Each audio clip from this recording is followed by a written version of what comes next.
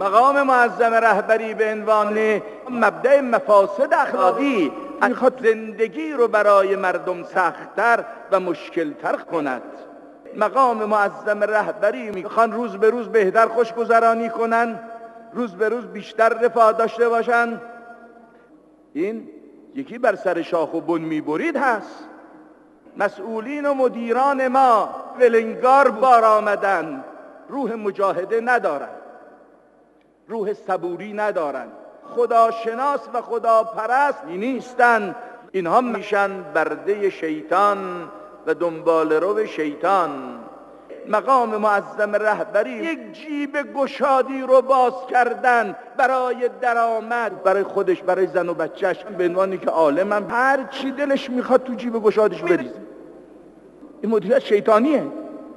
مردم ما 80 میلیون جمعیتن، این مردم یاغی هن. این نسخه رو هم پیچیدن. مدیریت کردن نظام و انقلاب افتضاح آمیز شده. سفره دین اگر از زیر پایه مردم ما جمع شد، مردم به این نظام وابسته نشدن، خب چرا شما دنبال یکی دیگه را میفتن؟